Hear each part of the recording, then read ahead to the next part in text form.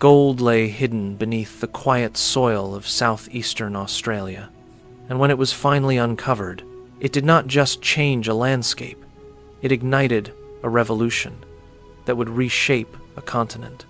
In the early 1850s, the sleepy pastoral lands around Ballarat in the colony of Victoria were known mostly for sheep grazing and scattered settlements. Australia itself was still widely perceived as a distant penal outpost of the United Kingdom. But beneath the red earth lay extraordinary wealth. When gold was officially discovered in Victoria in 1851, news spread with electrifying speed across oceans. The timing was explosive. The earlier success of the California gold rush had already proven that gold could transform societies overnight. Now, ships from Europe, North America, and Asia began redirecting toward Australia. Within months, Melbourne's harbor was jammed with abandoned vessels their crews had deserted to chase fortune inland. Some historians would later note that Melbourne briefly became one of the busiest ports in the British Empire. Ballarat quickly transformed into a chaotic sea of tents.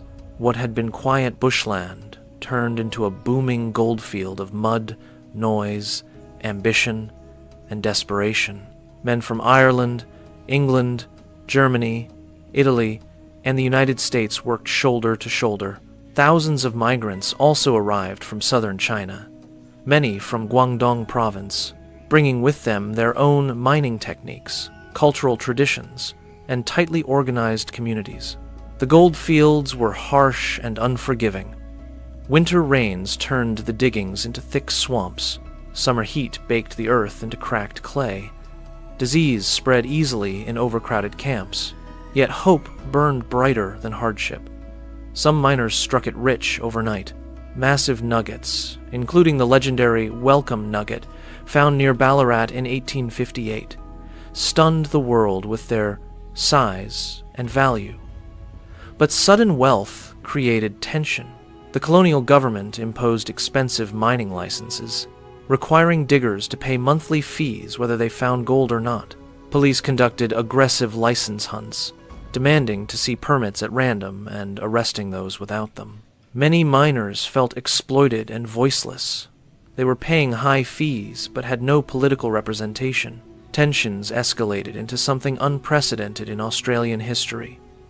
In 1854, miners in Ballarat gathered under a newly designed flag, the Southern Cross constellation on a blue field known today as the Eureka flag. They built a makeshift fortress at the Eureka Rebellion, swearing to stand against what they saw as unjust authority. At dawn on the 3rd of December 1854, colonial troops stormed the stockade. The battle was brief and violent. More than 20 miners were killed, along with several soldiers. Though the rebellion was crushed militarily, it proved transformative politically. Public sympathy for the miners surged. Within months, reforms were introduced. The hated license system was replaced, and miners were granted representation in the colonial parliament. The seeds of Australian democracy had been planted in the mud of Ballarat. Meanwhile, the economic impact of gold was staggering. Victoria's population exploded from around 77,000 inches, 1,851, to over 500,000 within a decade. Melbourne grew rapidly, earning the nickname Marvelous Melbourne. Gold exports financed infrastructure, railways, grand public buildings, banks, and universities. For a time, Australia became one of the richest places in the world per capita. The gold rush also permanently reshaped Australia's multicultural identity. Chinese miners, despite facing discrimination and violent hostility, contributed significantly to the goldfields' productivity and cultural landscape.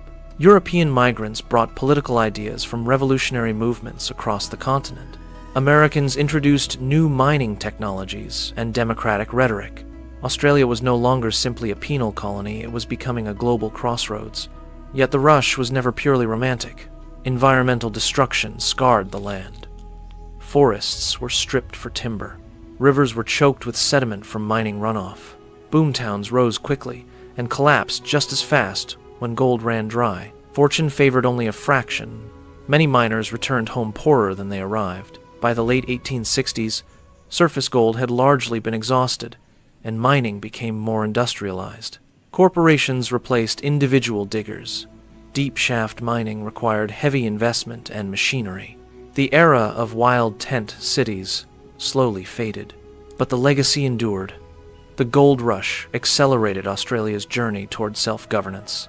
It diversified the population beyond its British origins. It injected enormous capital into the economy, and it forged a national mythology of resilience, rebellion, and opportunity. Today, visitors to Ballarat can still walk the preserved streets of Sovereign Hill, where costumed interpreters recreate the feverish days of the 1850s. Beneath reconstructed wooden buildings lies the memory of a time when ordinary people crossed oceans chasing a dream, and in doing so, transformed an entire nation. The Australian gold rush was more than a search for precious metal.